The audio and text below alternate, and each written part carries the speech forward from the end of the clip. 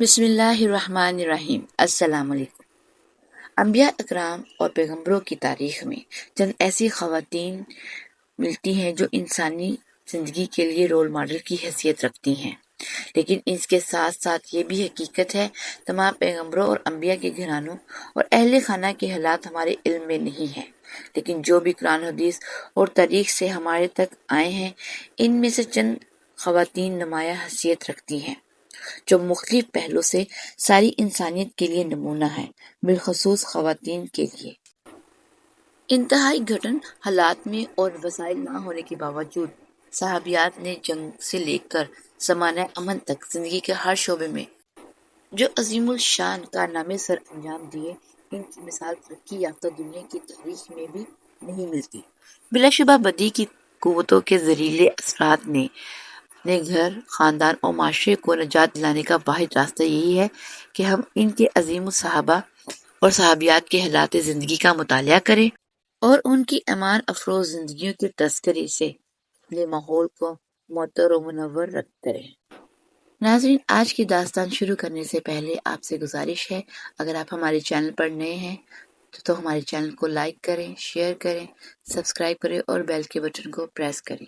ناظرین، آج کی داستان ایک ایسی خاتون کی داستان ہے جنہوں نے بہت ساری جنگوں میں حصہ لیا اور خوب بہادری سے لڑی۔ ایسی خواتین جو دعا کے لیے ہاتھ اٹھاتی تو دعائیں کبھی رائے گاہ نہیں جاتی۔ حضرت ام حرم بنت ملحان رضی اللہ تعالیٰ عنہ رشتے میں حضور صلی اللہ علیہ وآلہ وسلم کی خالہ لگتی تھی اور آج بھی ان کو خالہ سلطانہ کے نام سے یاد کیا جاتا ہے۔ شہید البحرہ کے لقب سے یاد کی جانے والی ان برگزیدہ صحابیہ کی کنیت ام حرم ہے۔ اصل نام پر اختلاف ہے، بعض نے الرمیسہ یا الغمیزہ بھی لکھا ہے۔ والدین کا تعلق مدینہ منورہ کے قبلہ خزرج کے خاندان بنو نجار سے تھا۔ رسول اللہ صلی اللہ علیہ وآلہ وسلم کے دادا جناب عبد المطلب کی والدہ سلمہ بنت عمرو کا تعلق بھی اسی خاندان سے تھا۔ چنانچہ بنو نجار کے لوگ نبی کریم صلی اللہ علیہ وسلم سے جذباتی لگاؤ رکھتے تھے۔ حضرت ام حرم کا سلسلہ نسبت یوں ہے: حضرت ام حرم بنت ملحان بن خالد بن زید بن حرم بن جندب بن عامر بن غنم بن عدی بن نجار۔ والدہ کا نام ملیکہ تھا، جو مالک بن عدی بن زید بن منات بن عدی بن عمرو بن مالک بن نجار کی بیٹی تھی۔ حضرت ام حرم حضرت ام سلم کی حقیقی بہن تھی، یوں وہ حضرت انس کی خالہ ہوئی۔ حضرت ام سلیم اور حضرت ام حرم رسول صلی اللہ علیہ وآلہ وسلم کے دادا جناب عبد المطلب کے والدہ کی پوتی تھیں، اس طرح یہ رسول صلی اللہ علیہ وسلم کی خالہ ہوئیں۔ حضرت ام حرم کا پہلا نکاح حضرت عمرو بن قیس بن زید بن سودا بن مالک بن غنم بن مالک بن نجار سے ہوا، جس سے دو صاحبزادے حضرت قیس اور حضرت عبداللہ ہوئے۔ شوہر حضرت عمرو اور صاحبزادے حضرت قیس نے غزوہ بدر میں اپنی بہادری اور شجاعت کے خوب جوہر دکھائے۔ غزوہ احد نے بھی اس خاندان سے بھرپور طریقے سے حصہ لیا اور دونوں باپ بیٹا دارۂ شجاعت دیتے ہوئے جام شہادت نوش کر گئے۔ کچھ عرصے کے بعد ان کا ایک اور نام ور صحابی حضرت عباد بن صامت سے نکاح ہوا، جن سے ایک صاحبزادے حضرت محمد پیدا ہوئے۔ شوہر اور بیٹے کی شہادت کے ایک سال بعد 4 ہجری میں بئر معمونہ کے ایک سانحہ میں 70 صحابہ کرام شہید ہوئے، جن میں حضرت ام حرم کے حقیقی بھائی حضرت حرم بن ملحان بھی شامل تھے۔ ایک ہی سال میں 3 جوان شہادتوں کا غم ناقابل برداشت تھا، چنانچہ حضرت صلی اللہ علیہ وسلم اپنی خالہ کی دلجوئی کے لیے ان کے گھر تشریف لے جاتے تھے۔ حضرت ام الحرم کا قیام وادی قباء سے تھا۔ حضور صلی اللہ علیہ وسلم کی اس گھرانے سے بہت انسیت تھی۔ آپ جب بھی مسجد قباء تشریف لاتے تو قیام حضرت ام حرم ہی کے گھر فرماتے، وہیں کھانے سے فارغ ہو کر کلولہ بھی کرتے۔ خالہ بھی آپ صلی اللہ علیہ وسلم کے آرام کا خیال رکھتی اور دل و جان سے خدمت میں مصروف رہتی۔ حجۃ الوداع کے بعد ایک دن آپ صلی اللہ علیہ وسلم ان کے گھر تشریف لائے۔ کھانا تناول فرمانے کے بعد آرام فرما رہے تھے۔ کچھ دیر بعد آپ مسکراتے ہوئے بیدار ہوئے تو حضرت ام حرم نے پوچھا، یا رسول اللہ، آپ کیوں تبسم فرما رہے ہیں؟ ارشاد فرمایا، میری امت کے کچھ لوگ اللہ کے راستے میں یعنی کہ جہاد کے لیے سب سمندر پر سوار ہو رہے ہیں، ان کی مثال تخت پر بیٹھے بادشاہوں کی سی ہے۔ اس پر انہوں نے عرض کیا، اے اللہ کے رسول، میرے لیے دعا فرما دیجئے کہ اللہ مجھے بھی ان میں شامل کر دے۔ آپ نے دعا فرمائی کہ اے اللہ، انہیں بھی ان لوگوں میں شامل کر دے۔ آپ صلی اللہ علیہ وسلم دوبارہ آرام فرمانے لگ گئے اور کچھ دیر بعد پہلے کی طرح مسکراتے ہوئے اٹھے۔ حضرت حرم نے اس مرتبہ بھی وہی سوال کیا تو آپ نے پہلے والی بات دہرائی۔ اس پر انہوں نے اپنی شرکت کے لیے دعا کی درخواست کی تو آپ نے فرمایا، حرم تم سب سے پہلے لشکر میں شامل ہوگی اور یہ کہ بعد والوں میں تمہاری شرکت نہیں ہے۔ صحیح بخاری کی ایک اور حدیث میں حضرت عمیر بن اسود غنی فرماتے ہیں کہ میں حضرت عباد بن صامت کی خدمت میں حاضر ہوا۔ آپ کی قیام ساحل مخص پر ایک ہی مکان میں تھی۔ ان کے ساتھ ان کی اہلیہ حضرت حرم بھی تھی۔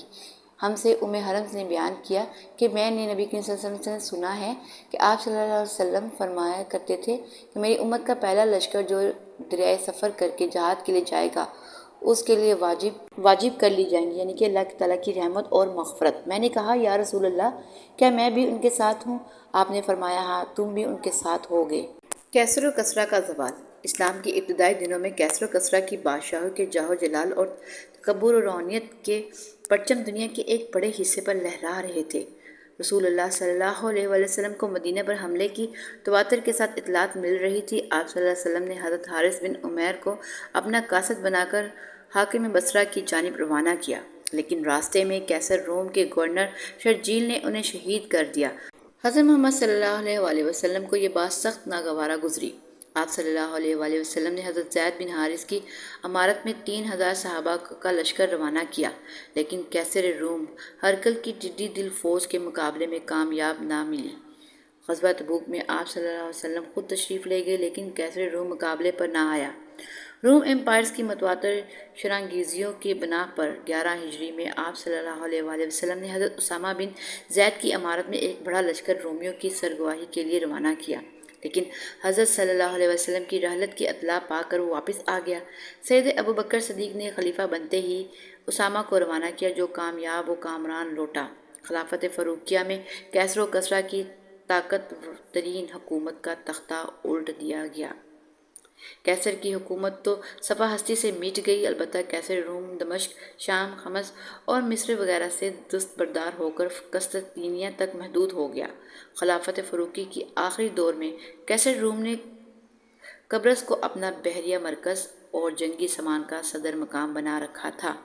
حضرت امیر معاویہ نے حضرت فاروق اعظم سے جزیرہ قبرص پر بحری حملے کی اجازت چاہی، لیکن انہیں بحری حملے کی اجازت دینے سے انکار کر دیا۔ یکم محرم 24 ہجری کو حضرت عمر فاروق رضی اللہ تعالیٰ عنہ کی شہادت کے بعد حضرت عثمان غنی خلیفہ منتخب ہوئے تو آپ نے حضرت امیر معاویہ کو شام کے تمام اضلاع کا مستقل حاکم مقرر فرما دیا اور ان کی درخواست پر قبرص پر بحری حملے کی مشروط اجازت دے دی۔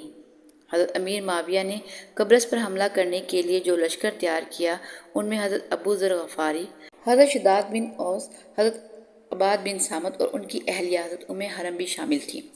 ساحل شام سے کشتیوں پر مشتمل یہ بحری لشکر روانہ ہوا اور قبرص کے ساحل پر جا اترا۔ حضرت حرم کشتی سے ساحل پر اتری اور گھوڑے پر سوار ہونا چاہا تو وہ بدک کر بھاگا، جس سے وہ زمین پر گر پڑیں اور انتقال کر گئیں۔ یوں حضرت صلی اللہ علیہ وسلم کی ان کے بارے میں پیش گوئی ہر بار پوری ہوئی۔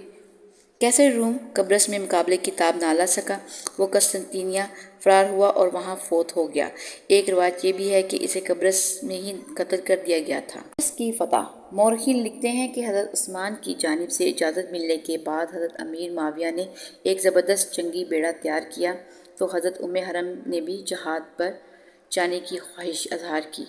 ان کے شوہر نے سمجھا کہ بحری جنگ میں بہت زیادہ تکلیف آئیں گی، لیکن ان کا کہنا تھا کہ حضور صلی اللہ علیہ وسلم نے مجھے اس سے پہلے بحری جہاد میں شرکت کی بشارت فرمائی تھی اور اس شوق سے تو میں تمہارے ساتھ مدینہ میں شام آئی ہوں۔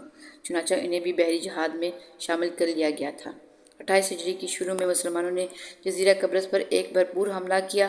کیسر روم قسطنطنیہ مجاہدین کی اس طوفانی حملے کا مقابلہ نہ کر سکا، یوں پورے جزیرے پر اسلام پرچم لہرانے لگا۔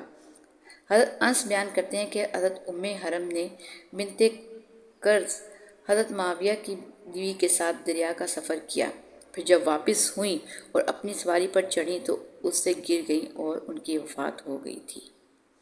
قبرص میں صحابیہ کا مزار۔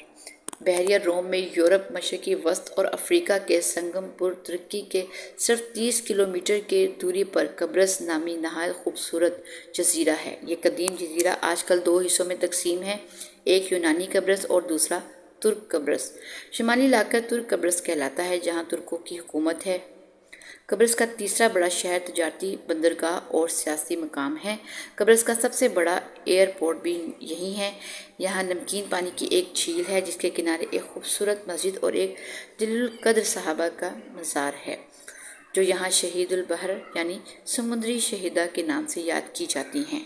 قبرص میں کئی لاکھوں ترک مسلمان آباد ہیں، جن کا عقیدہ ہے کہ مسجد حرم، مسجد نبوی اور مسجد اقصیٰ کے بعد یہ چوتھی مسجد ہے جہاں کے لوگ شہید البحر کے مزار کے لیے بےحد تعظیم کرتے ہیں۔ ان کے وسیلے سے بارشیں سمیت اپنی تمام حاجات کے لیے دعائیں مانگتے ہیں۔ جب ترک بحریہ کے جہاز یہاں سے گزرتے ہیں تو احتراماً اپنے بادبان آدھے بلندی پر کر دیتے ہیں اور توپوں کی سلامی دیتے ہیں۔ ان کا ماننا ہے کہ اس طرح وہ آئندہ سفر میں بحری خطرات سے محفوظ رہتے ہیں۔ اس مسجد اور مزار کی خوبصورتی اور نظم و ضبط دیکھنے سے تعلق رکھتا ہے۔ غیر مسلم شہری بھی اس مقام کا احترام کرتے ہیں۔ انبیاء کرام علیہ السلام اور صحابہ کرام رضی اللہ تعالیٰ عنہ کے ایمان افروز قصص اور واقعات اور حالات زندگی پر